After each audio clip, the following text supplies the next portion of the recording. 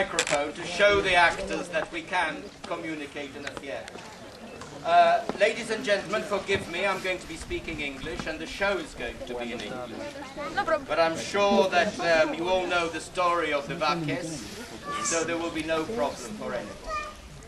First of all, I'd like to convey the greetings from the director of the Royal Academy of Dramatic Art, Mr. Edward Kemp, and the director of the MA courses at the Royal Academy of Dramatic Art, Ms. Sue Dunderdale, to the festival and to the organization, the local organizations, and to the mayor of Messene, Mr. Stathis Anastasiopoulos, for his foresight in making this theatre alive again and understanding that theatres are not ancient, theatres are for all time.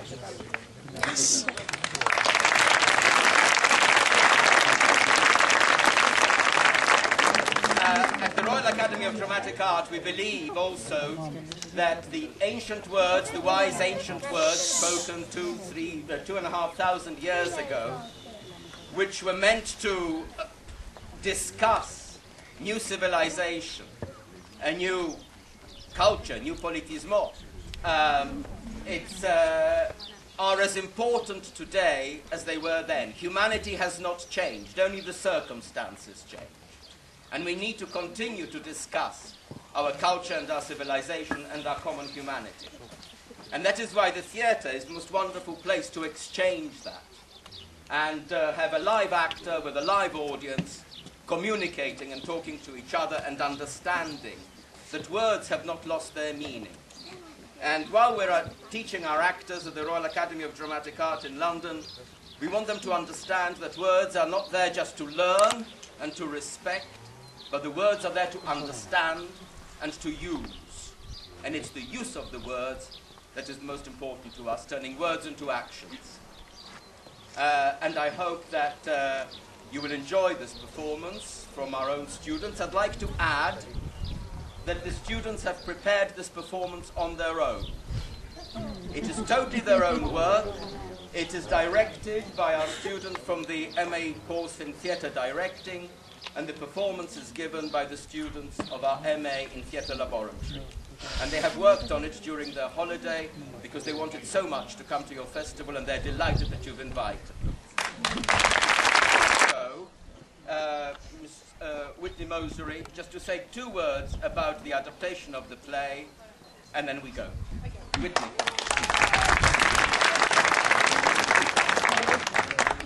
Hi, my name is Whitney, and I directed this piece, which we have called Bacchanalia. It's an adaptation of the Bacchae by Euripides, but it also uses modern texts.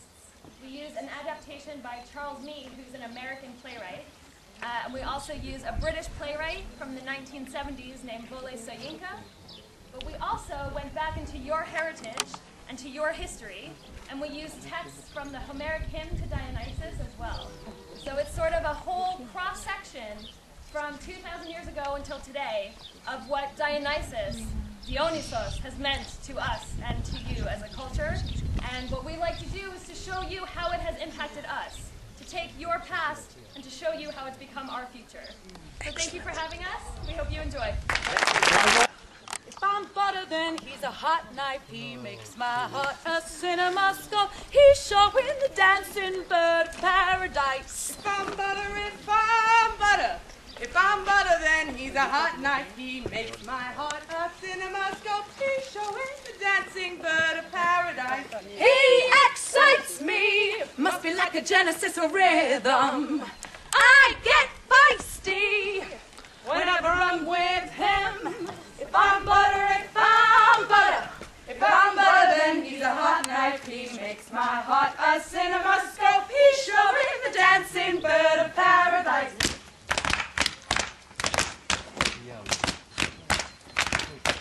I'm a hot knife, I'm a hot knife, I'm a hot knife, he's a pat of butter. If I get a chance, I'm gonna show him that he's never gonna need another oven. I'm a hot knife, I'm a hot knife, I'm a hot knife, he's a pat of butter. If I get a chance, I'm gonna show him that he's never gonna need another oven. He excites me, must be like a Genesis rhythm. I get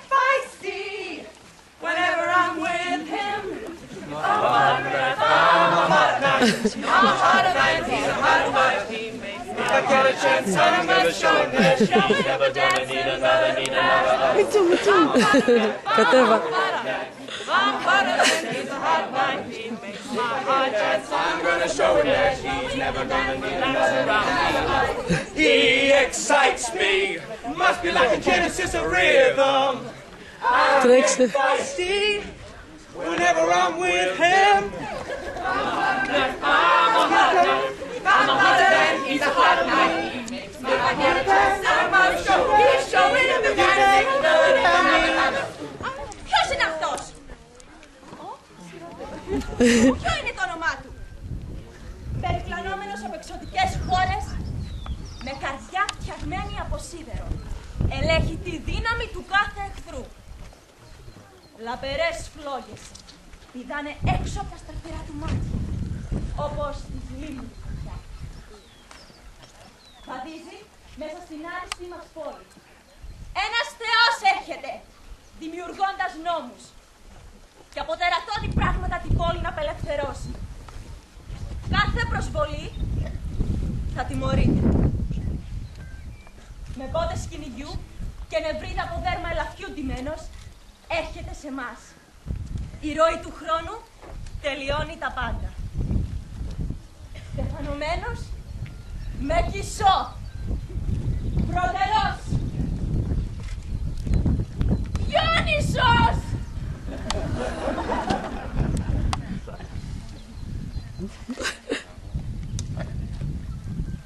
I am Dionysus.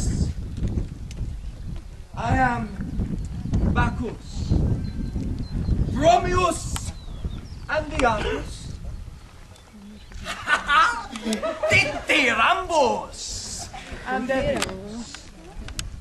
I am a god, the son of Zeus.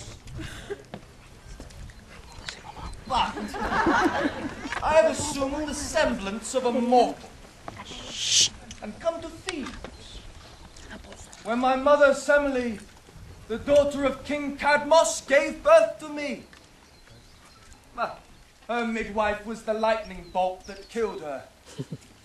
I was in Asia before I came here, where the earth flows gold. When I had taught my dances there, established the rituals of my mystery, making my divinity manifest to mortals, I came to Greece, to Thebes, the first Greek city I've caused to shriek in ecstasy for me, the first whose women I've clothed in fawnskin, and in whose hands I've placed my ivy spear, the Theater. Why did I choose Thebes? Because my mother's sisters, who should have been the last to even think of saying such a thing, started rumors. That Dionysus was not the son of Zeus, that Semele's lover had been a mortal. Therefore I've goaded them, raving from their houses. They're living on the mountains now, delirious, dressed as I've compelled them to be dressed, in the garments of my rituals. This city must learn and know, against its will or not, that it is uninitiated in my mysteries. As for Semele, her memory will be vindicated when I appear to mortal eyes as the power she bore Zeus.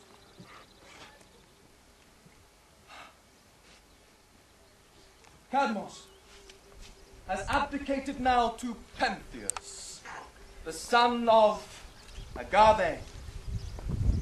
And Pentheus is warring with divinity by excluding me from his rituals and not invoking my name in prayers.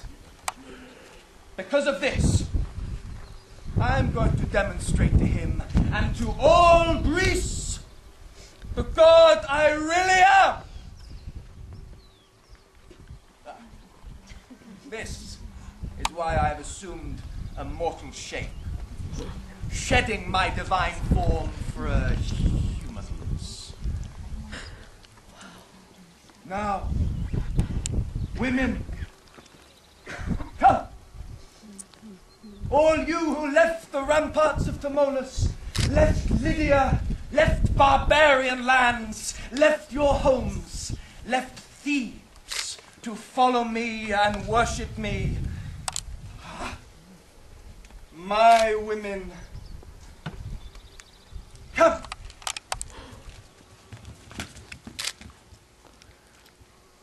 Cadmos! I'm here! Dionysius! Here I am!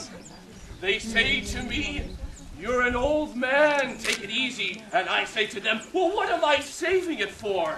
There are two sorts of people in the world. Those who say, bring it on! I say bring it on! Better join the women in the mountains than stay here with the men. Do what we please. Bake bread! Sing songs! Bathe the woman's feet! Eat olives! Drink wine! We gave up so much of life when we went to war. I pray the gods may forgive us for the life we've made here on earth. Cadmus, Tiresias! Pentheus! What are these orange things you're wearing? Are these the colours of Dionysus? They are! Have you brought these women into our homes with you? Is this your doing then, Tiresias? I'll thank you. Goading on my grandfather into the latest fashion in spirituality? They say this Dionysus is a god. But we know that his mother was as human as we are. And to say that his father was divine, well, surely this is a slander against the gods. To accuse them thus of adultery with a woman of questionable reputation. And now some disciple of this fatherless son has come to town to preach to us. And what does he have to tell us? That we should prefer instinct to knowledge, prefer passion to wisdom, prefer whim to plan. Is this the advice the gods are giving us these days? I acknowledge my instincts. I enjoy my passion. I like to indulge a whim. But there are other pleasures too. The pleasures of a well-ordered society that guarantees us peace in our homes and in our streets. No doubt. And yet, one never has the grasp of the entire truth instantaneously. One arrives at the truth by learning a little here, a little there. I speak as a man of the world, don't you know? You speak of shifting with the breeze. No. The politician's day. Waking up every morning and asking yourself, now, where can I compromise today? No, not that. But let the other fellow in. Let the other fellow in. Should we accept any sort of behavior nowadays at a dinner party just because what is done is done? And yet, there is a human truth in politics. Put both feet on the slippery slope. Rather, place your life in the hands of others, where it rests in any case, and learn to trust. You can't defend yourself against life itself. I must tell you, Tiresias, my old friend, these are lovely sentiments. But do you know what the women in the mountains say about you? These women who left their homes, left their husbands, left their children, left the law behind them, went out to live with one another, women with women in the wild. They say that men, all men, in fact, all men, are incapable of love, empathy, affection, or tenderness. That a man is an isolated unit, a half-dead, unresponsive lump of flesh whose sensibilities allow him to fuck mud. Men should be extinguished, these women say. Stepped on, crushed, utterly extinguished. And what do you suppose these women are doing in the mountains? Do you know they tell stories of the husbands they left behind? And what they would do to these men if they came out among them. How they would love to have the dead bodies of their fathers, to hang them by the wrists from wires. Pentheus!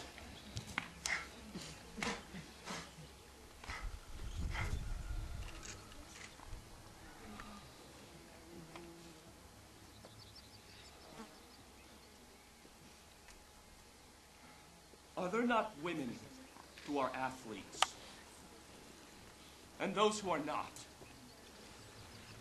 Are there not women who are eager to learn, and those who hate learning? Are there not women who are guardians, and women who are not? And did we we not select the nature of our male guardians in this way, by reasoning concerning their various qualities? We did.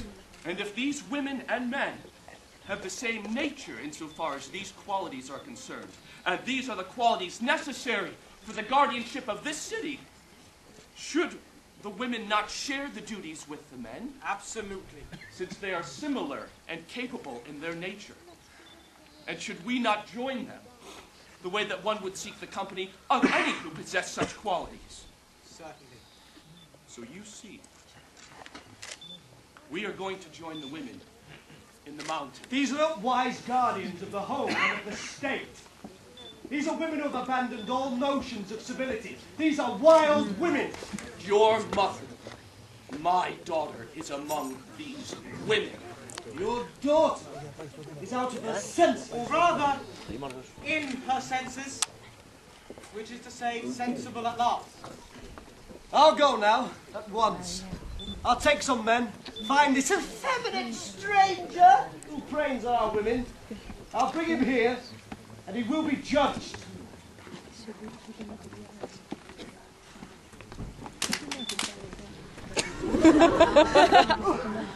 Is he gone then? There's no way of stopping him. Now, there is nothing to do but to pray for him and pray that our prayers matter.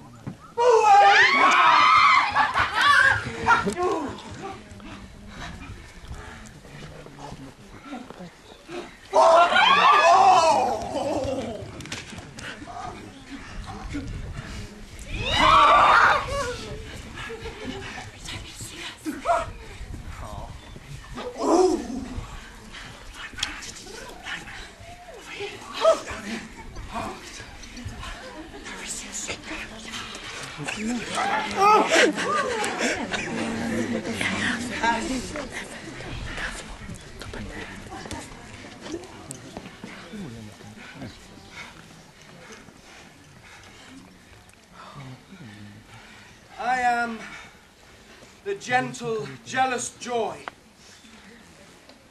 vengeful and kind. An essence that will not exclude nor be excluded. If you are woman or man, I am Dionysus. Αυτός είναι ήρεμ, ζυγιάρα χαρά, εκδικητικός και άγαπος. Μια ουσία που δεν θα εξαιρεί, ούτε θα εξαιρείται. Αν είστε άντρας, η γυναίκα. Είναι ο Διόνυσος.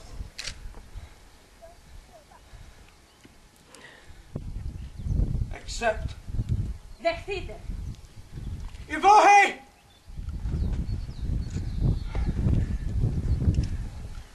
Accept. Δεχτείτε.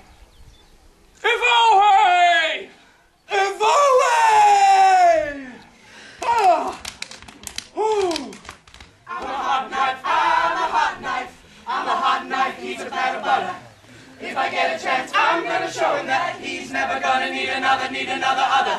Bring him to me here, where I can see him in the light.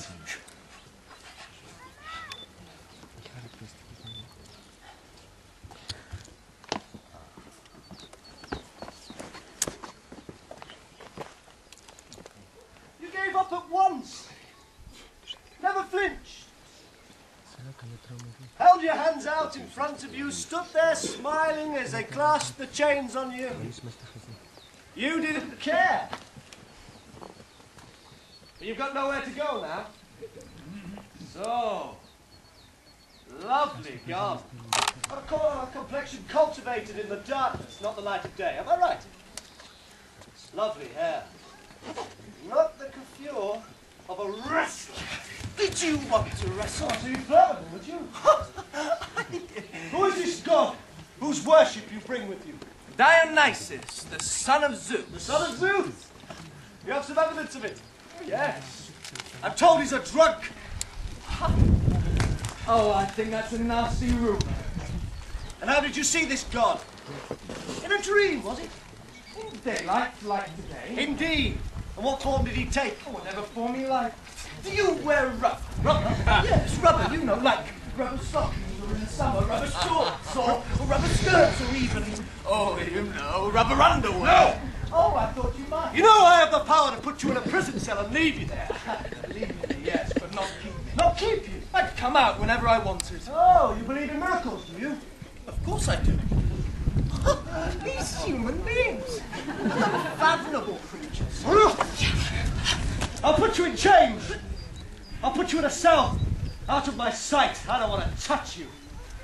I'll take some men, and I'll bring those women back down from the mountains, these Bacchants your god has bewitched. I'll have them sold off as slaves. I'll put to work at my own hearth, sewing and knitting and cooking. Since our wives seem to have such little interest in their duty, I'll send the army. Go at once.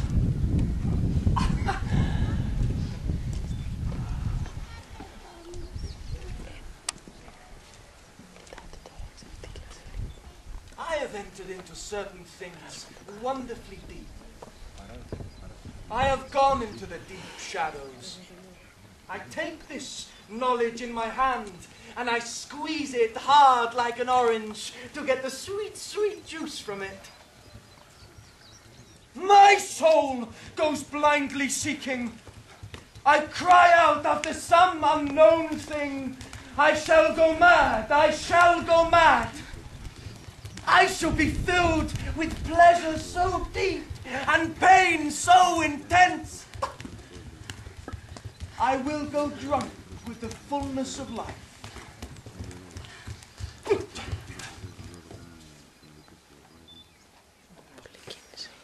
When my happiness is given me, life will be a nameless thing.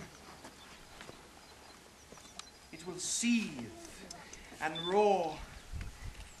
It will plunge and whirl. It will leap and shriek in convulsions. It will quiver in delicate fantasy. It will writhe and twist. It will glitter and flash and shine. It will sing gently. It will shout in exquisite excitement. It will vibrate to the roots like a great oak in a storm. It will dance, it will glide, it will gallop, it will rush and swirl and surge. It will soar high, high. It will go down into depths unexplored. It will rage and rave. It will melt. It will grovel in the dust of entire pleasure. It will chime faintly, faintly. It will sob and grieve and weep. It will revel and carouse. It will lie prone like the dead. It will go in pride. It will float buoyantly on the air. Ha! When it comes my turn to meet face to face the unspeakable vision of the happy life, I shall be rendered dumb. Ha! But the rains of my feeling will come in torrents. Yeah! Ah!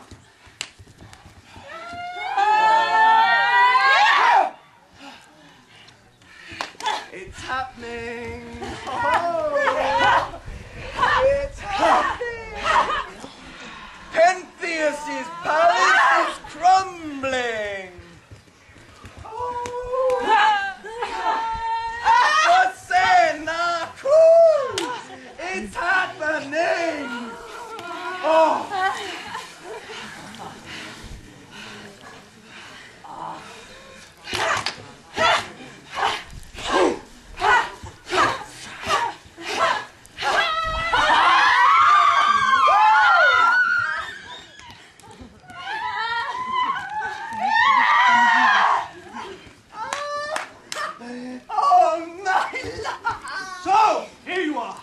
cut you out. Oh, you know walls can't contain me.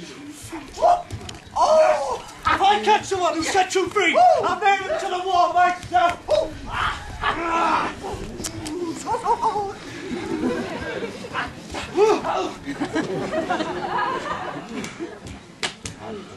Pentheus! Pentheus! Yes! We've seen the women in the mountains. Yes.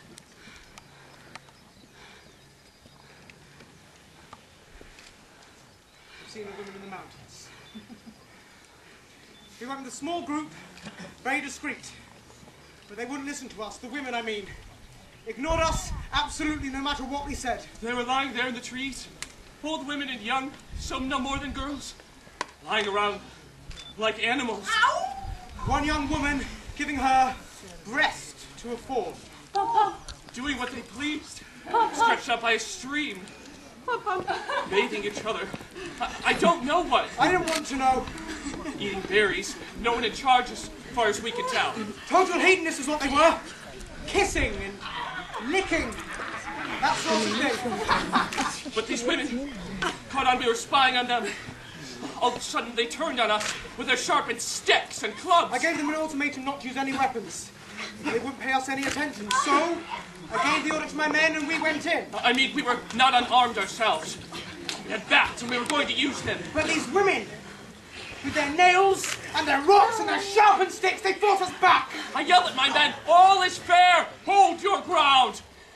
But these women fought like hell. They punched and they kicked. They took hold of one of my men's arm and would have pulled it out of the socket if I hadn't slammed one or two of them myself. But then, my men ran. Ran. They turned around and ran. I could have shit right on the spot. These fucking babies running from the women. I could have kicked their fucking heads. But they ran. And I was alone in a flash. And so we ran too. And these fucking women are still up in the mountains. I'll send the army. What? I'll send the army!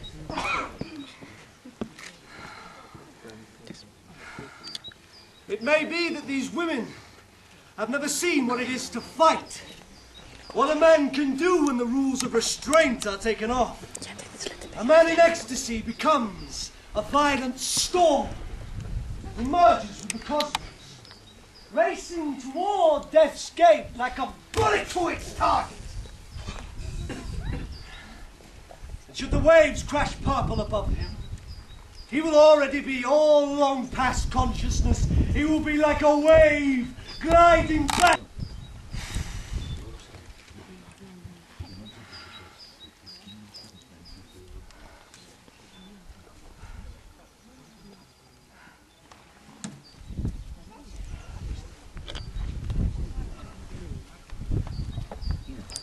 Your own mother is up in the mountains. Oh, let us surrender. You feel no hesitation. Please understand that once I've made a decision, I never take it back. In that case, let me help you. Reconnoitre the mountain before you send troops to battle. You must be invisible. Enough talk of miracles. How should I become invisible? You go as a woman. I go as a woman. Yes. Wear a woman's clothes. Yes. Do you think I could be taken as a woman? Yes.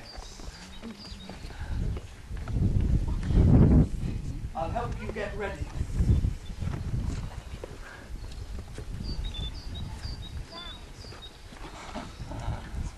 Bacchanals! Oh, will I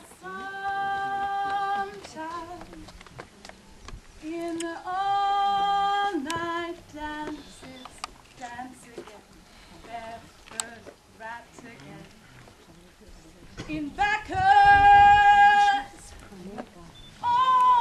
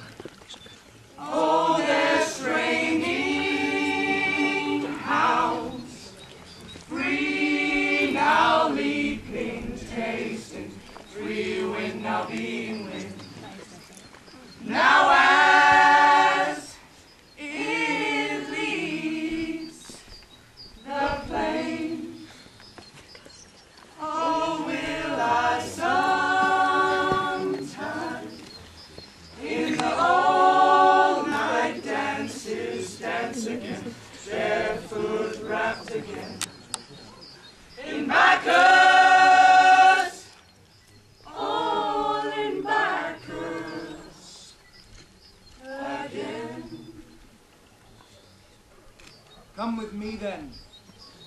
I'll take you to the mountains.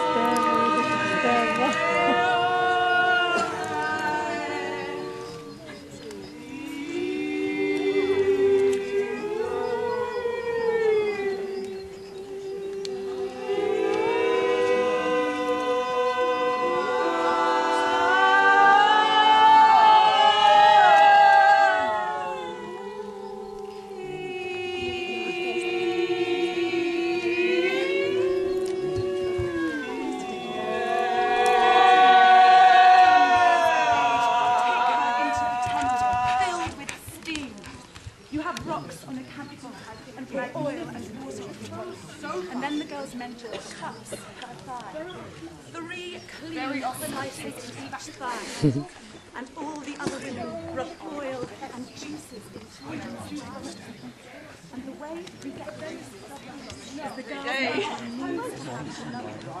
and all the other women use her love to get the juices. They get it in their hands. Λάθος θέση.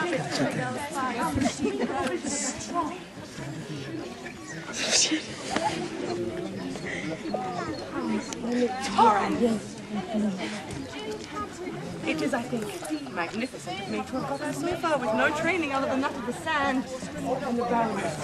Very often I take this fact in my hand, squeeze it hard like an orange, and get the sweet, sweet juice from it.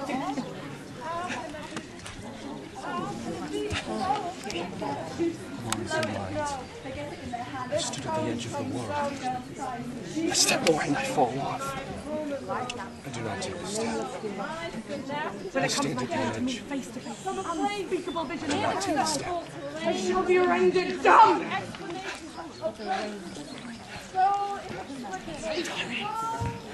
Irresistible that it takes us and deploys us however it will.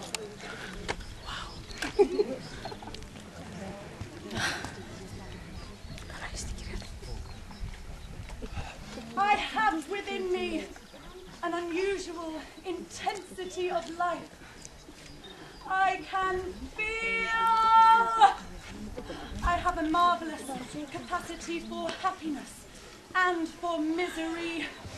My brain is a conglomeration of aggressive versatility. I am convinced of this. I am an odd person. I know myself, oh, very well.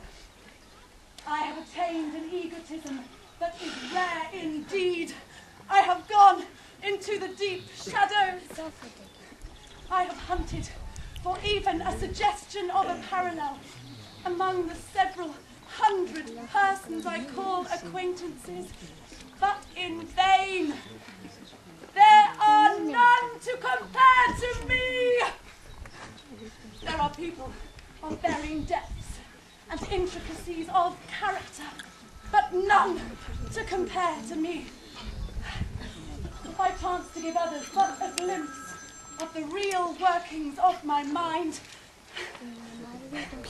they can only stare at me in dazed stupidity, uncomprehending.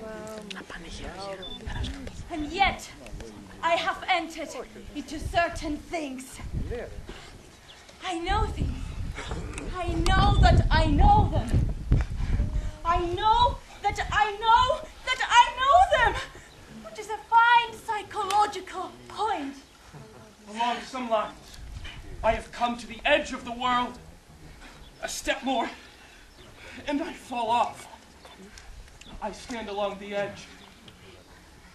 I do not take a step. I stand at the edge. I do not take the step. It is a remarkably hard thing to probe into the depths of my soul and to expose its inner shades and half-lights. There are elements to the mind's equipment that remain so vague, so opaque, so undefined. How does one grasp them? I have analyzed and analyzed have come down to some extremely fine points. Yet, there are things upon my own horizon that go beyond me. There are these feelings that rise and rush over me, overwhelmingly. I am crushed, defeated before them. They are written on the walls of my soul chamber in an unknown language. These human beings, what unfathomable creatures, what they are capable of. What makes us start singing? Do you think if it isn't making love? Why do we make wine? To whom should a girl's heart be opened? Who is it brings temptation? These are the things I wonder about. Why can't a ram swim for very long? Why can a ewe swim for even less long? Would a bull swim less long than a cow? Would a nanny swim less long than a billy? What's the point of this difference? What is meant by a cliff? My soul goes blindly seeking, asking. Nothing answers. I cry out after some unknown thing with all the strength of my being. Every nerve and fiber in my woman's body and my woman's soul reaches and strains in anguish. At times, waves of intense, hopeless longing rush over me. My heart, my soul, my mind go wandering, groping with helpless hand, consumed by a demon of unrest. I shall go mad! I shall go mad! I shall go mad! I say over and over to myself! But no. No one goes mad. The demon of unrest does not propose to release any of us. He looks to it that our senses are kept fully intact. My soul goes blindly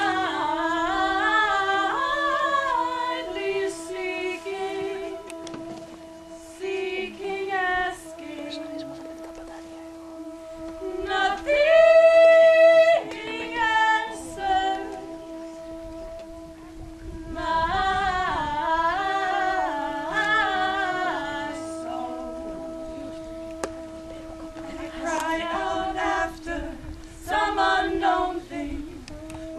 Strength of my being, every nerve and fiber in my body.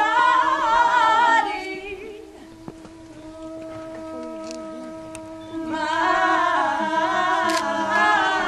soul reaches and strains in anguish. At times, waves of intense, hopeless longing rush over me. My heart, my soul, my mind go wandering, groping with helpless hands. Wandering, pursued by a demon of unrest. I shall go mad, I shall go mad, I shall go mad. I say over to myself, I shall go mad, I shall go mad, I shall go mad. I say over to myself, but no one goes mad.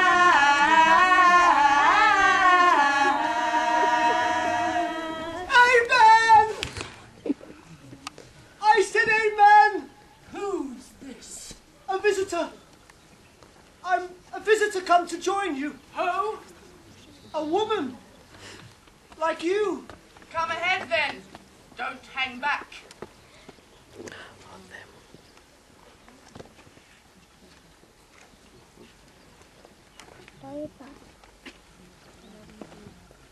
So, you've come to live with us.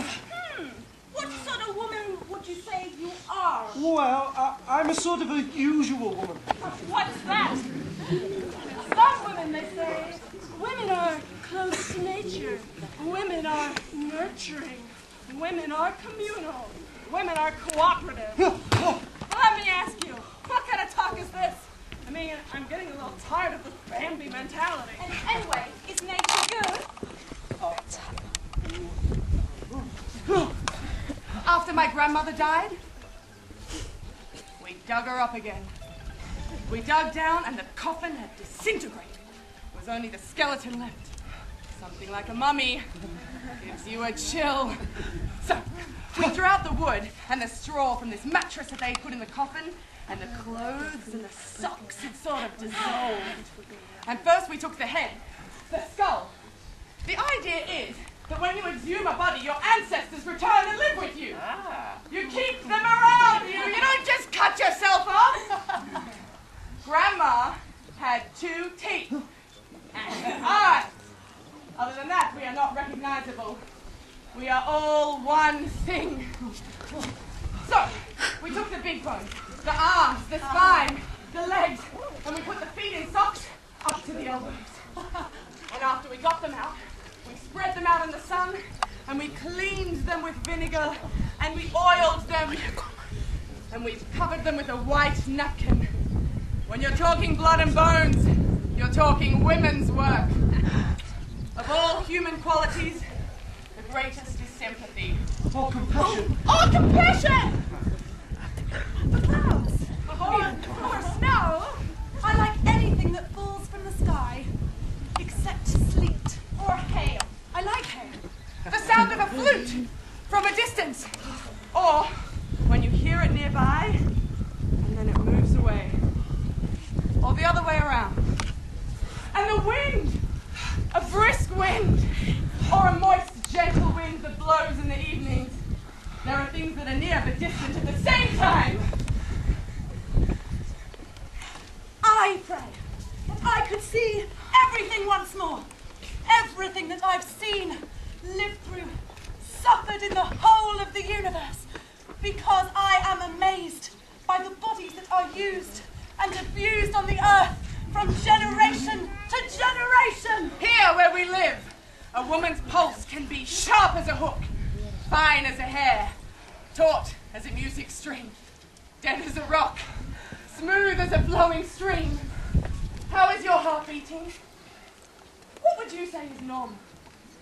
A woman's pulse can be like water dripping through a roof, like a string of pearls, like burning firewood, like leaves scattering, like visiting strangers, like glory.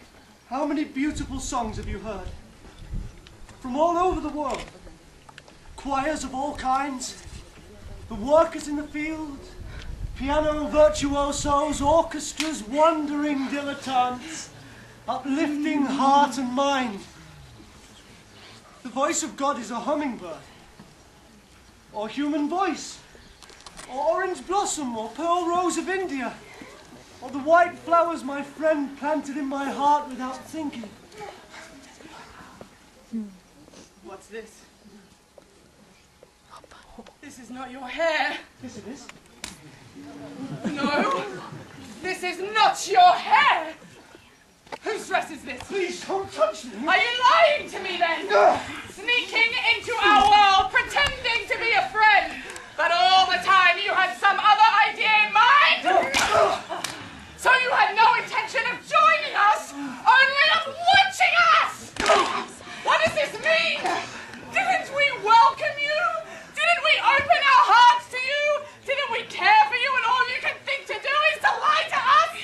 What would you do if you found someone had deceived you in this way? What would you do? Was there some way we failed you even though you gave us nothing? You accepted what we had to give and you had nothing to give us in return except your prying? Yes! There is some deep pleasure in killing, some quivering love of life, some sorrow, some giddiness, some solemn thought, some exhilaration like no other!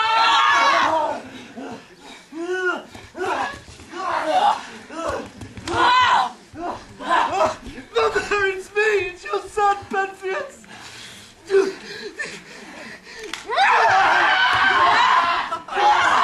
Agave was was foaming at the mouth. Her eyes were rolling, wild. She was mad, actually possessed by Bacchus. What Pentheus said was nothing else. She took him by the arm, the left arm over the elbow, and she planted a foot against his ribs and tore his arm off. Oh, not by herself. It was the power of the gods that put so much force into her hands. Now the whole horde are swarming over him, and everything by then is one horrifying scream.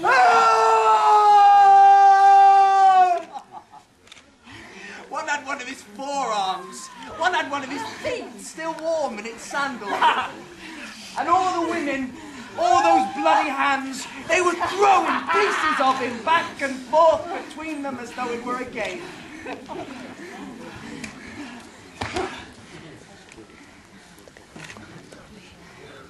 Now the body is scattered. Parts at the base of the cliff, parts hidden in the undergrowth. His pitiful head his mother happened on.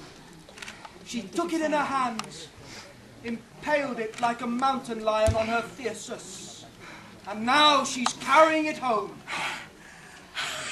She's here now, carrying her hideous trophy, exulting, calling on her Bacchus, her partner in the hunt, comrade in the capture. But all her crown of victory will really be is tears.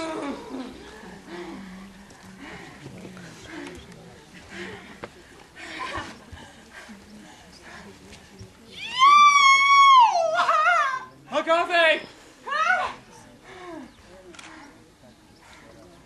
What's happened here? Father, we've caught this wild animal, this lion, who thought he could creep in among us for whatever he had in mind, and I've killed him! Caught a wild animal? Here, in the mountains, coming right in among us, thinking he would take us by surprise. Now, Father, you may be entitled to boast you have a daughter like a man, bringing home a carcass killed by her own two hands. Agave, look what you hold. A child toy, the way one would tear a rag by the hands of his own mother. What do you mean? Look what you hold, Agave. Is this a riddle? No mother would do this to her own child. Look again, Agave. This is a bottomless universe, a great abyss beneath our feet. We don't understand it. What am I seeing? What is in my hands? Look what you hold. Look what's in your hands, Agave. I see horror. I see suffering. I see grief.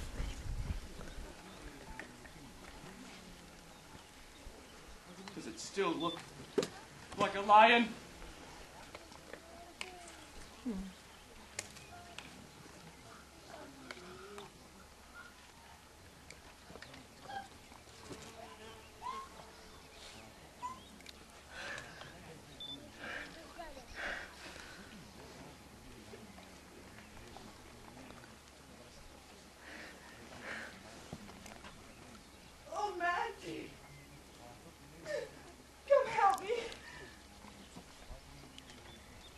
Touch this wretched boy. Show me where to lay his head. Ah! Show me how to put his body back together. Surely all of this is a dream. Only a dream.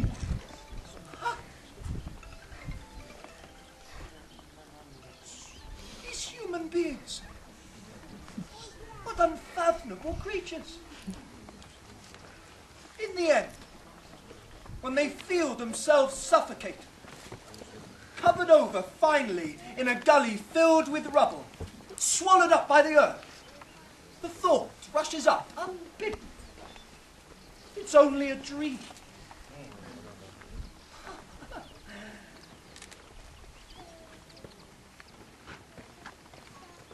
This is the last hope we have within us. Και έτσι, αντίο σε σένα, Διόνυσε, με τα όρημα μαζεμένα σου στα φύλλα. Ευλόγησέ μας με τον γυρισμό σου, χαρούμενα αυτή την εποχή. Και από αυτή την εποχή και πέρα, πολλά χρόνια να έρθουν. Oh, will I sometime in the all-night dances dance again, barefoot wrapped again in Bacchus, oh, in Bacchus again.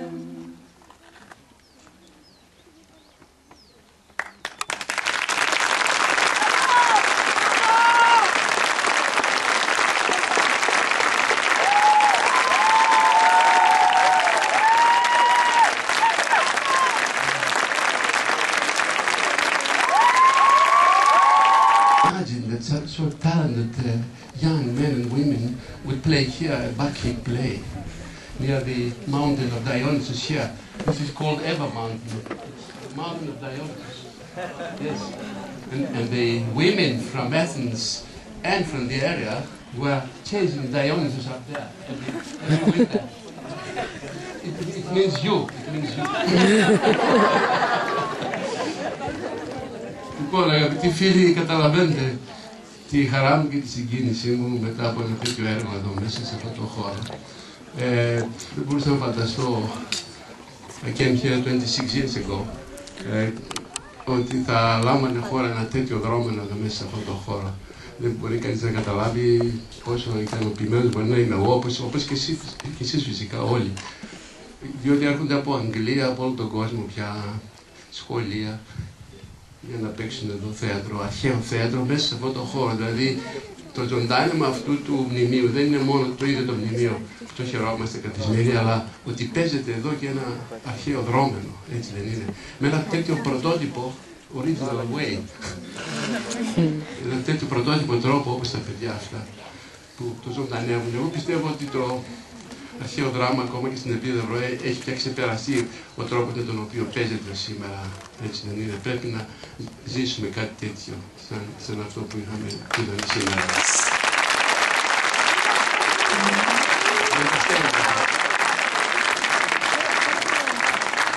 Και φυσικά είμαστε σε έναν χώρο που λατρεύουν ο Διόνυσος ο ίδιος.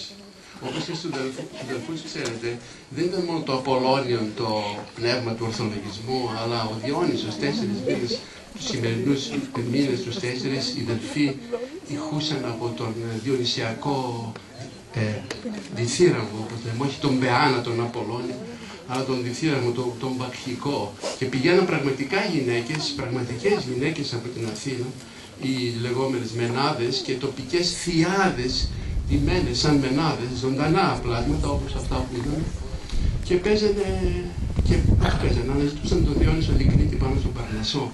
Ήταν μια πραγματικότητα, δεν ήταν έργο. Έχουν γράψει πριν από μένα πάρα πολλοί συγγραφείς, ξένοι και Έλληνες, ότι αυτό το δρόμενο γινόταν στην πραγματικότητα. Δεν ήταν θέατρο. Ήταν ένα κομμάτι της λατρείας του Διόνυσου.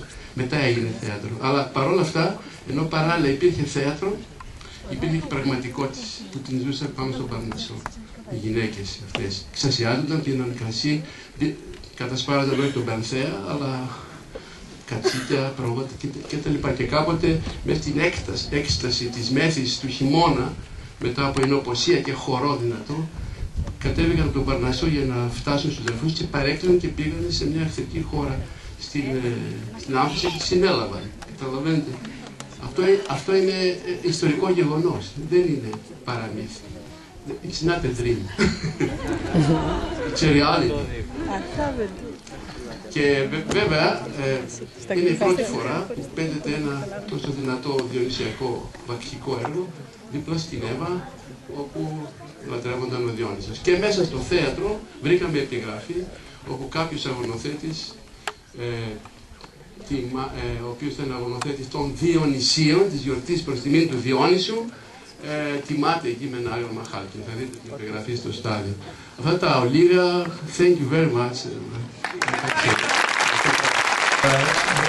Which we show everybody. I would like also to call here Mr. Andrews.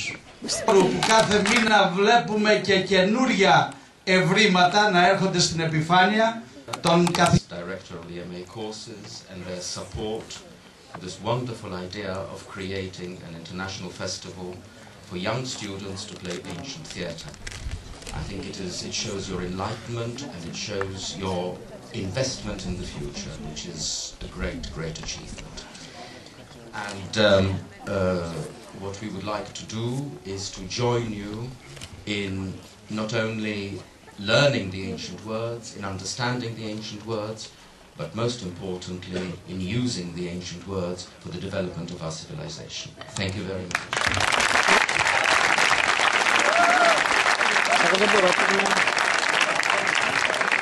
Not only for the director, for all the group.